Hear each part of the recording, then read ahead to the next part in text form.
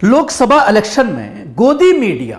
प्रधानमंत्री नरेंद्र मोदी के लिए किस तरह से लॉबिंग कर रही है, उसकी एक मिसाल ये देखिए।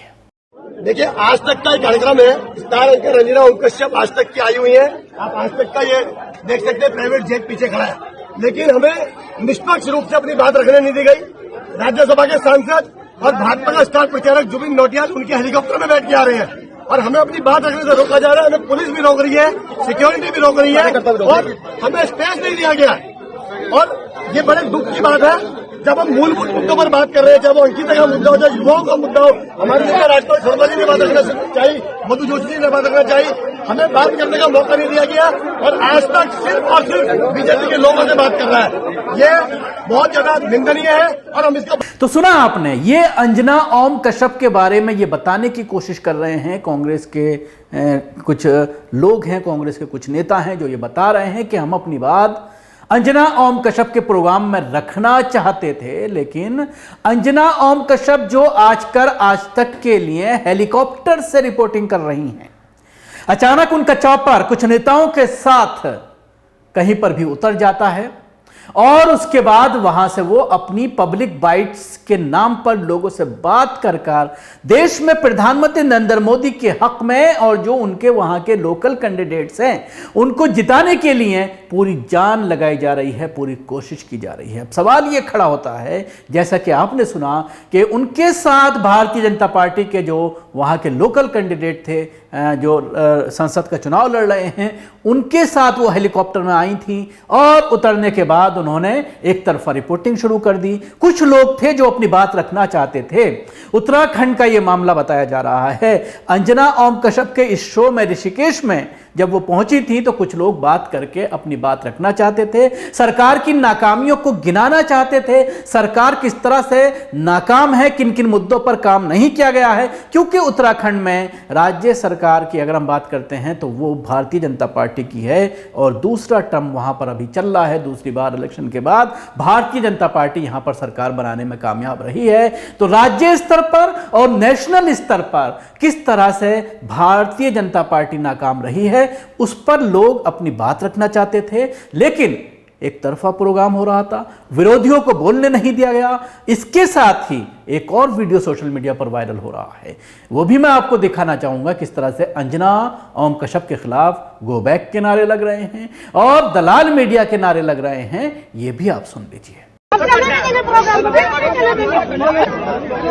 दलाली बंद करो, बंद करो, बंद करो, मीडिया वापस जाओ, वापस जाओ, वापस जाओ, दलाली बंद करो, बंद करो, बंद करो, मीडिया वापस जाओ, वापस जाओ, वापस जाओ, sponsor go back, go back, go back, media की दलाली बंद करो, बंद करो, बंद करो। सवाल पूछे जाए, सवाल पूछे जाए, पक्षों से निस्वार्थ भावना से सवाल पूछा जाए।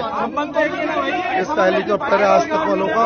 अंजना ओम कश्यप। अरे मीडिया सही होती तो उत्तराखंड का नाम नहीं होता।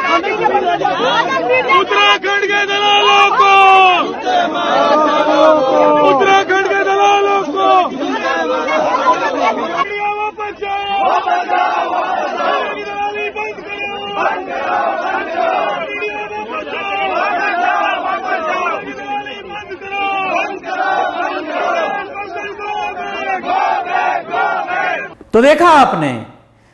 लगातार विरोध हो रहा है अंजना ओम कश्यप का, और ये ऐसा नहीं है, जहां पर भी कई बार देखने में आया, वाराणसी पर में भी हुआ और आज तक के या जो भी गोदी पत्रकार हैं उनके जो लोग पहुंचते हैं जब पब्लिक में, तो कई दफ़ा जो है उनको दौड़ाया जा रहा है। यहाँ तक कि नेताओं को दौड़ाने के दर्जनों वीडियो सामने आ रहे हैं जिस पर कोई बात नहीं की जाती और एक तरफा रिपोर्टिंग की जा रही है। कल जब घोषणा पत्र जारी किया गया प्रधानमंत्री नरेंद्र मोदी का, लगातार फोटो, और आज भी आप कोई भी वेबसाइट न्यूज़ चैनल की आप खोल कर देख लीजिए, सिर्फ एक ही फोटो आपको नज़र आएगा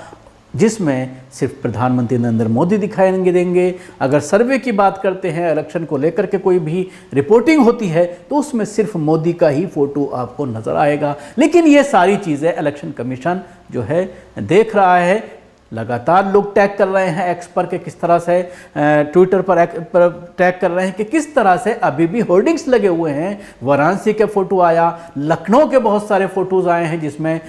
जो है उत्तर प्रदेश के चीफ मिनिस्टर योगी आदित्यनाथ और प्रधानमंत्री नरेंद्र मोदी का फोटो के साथ कुछ स्कीम्स को लेकर जो पहले बैनर पोस्टर लगाए गए थे उन पर आज तक कालिक नहीं पोता गया, उनको ढका नहीं गया है, उनको हटाया नहीं गया है, जिसको लेकर के सोशल मीडिया में लगातार इलेक्शन कमीशन से सवाल किया जा रहा है। लेकिन इसी के दरमियान आपने सुना था चीफ इलेक्शन कमिश्नर को किस तरह से जब उनसे बहुत सारे सवाल किए गए तो कई सवालों को उन्होंने नजरअंदाज कर दिया, उस पर जवाब देने से वो सामने नहीं आए। ईवीएम पर जिस तरह का जवाब दिया गया था वो भी चर्चा का विषय बना था। लेकिन अब जिस तरह से पूरी तरह से इलेक्शन कमीशन, अगर विपक्ष का कोई नेता कोई आचार संहिता का उल्लंघन करता है तो उसको तुरंत नोटिस दे दिया जाता है, लेकिन प्रधानमंत्री नरेंद्र मोदी, अमित शाह, जेपी नड्डा और बहुत सारे जो मंत्री हैं भारतीय जनता पार्टी के, या फिर गोदी मीडिया के जरिए जिस तरह से एक तरफा प्रचार करने की कोशिश की जा रही है, उन तमाम चीज़ों को इलेक्शन कमीशन के जरिए नज़रअंदाज किया जा रहा है। तो ये स्तर हो गया है गोदी मीडिया का, जो आप देख सकते हैं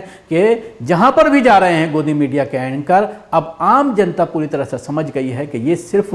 भारतीय जनता पार्टी को फायदा पहुंचाने की कोशिश करते हैं। सवाल ये भी खड़ा हो रहा है कि हेलीकॉप्टर का खर्चा कौन वहन कर रहा है। पहली बार ऐसा देखने में आया है कि हेलीकॉप्टर से रिपोर्टिंग की जा रही है। इक्का दुक्का इंटरव्यू अक्सर हुआ करते थे कि किसी नेता के साथ आप हेलीकॉप्टर में चले गए और उसका इंटरव्यू कर लिया कि एक जगह से दूसरी रैली में जब वो पहुंचे उस दरमियान उनसे बात कर ली। लेकिन बाकायदा हेलीकॉप्टर से रोजाना पब्लिक प्लेसेस पर जाकर के नेताओं को साथ लेकर के हेलीकॉप्टर से, चौपर से उतरना, और बड़ा खर्चा इसका आता है। ऐसे मौसम में जब चुनाव में हेलीकॉप्टर की कमी है, आज ये रिपोर्ट भी सामने आई थी एक कि फिल्म एक्टर्स जो है कुछ शूट के लिए हेलीकॉप्टर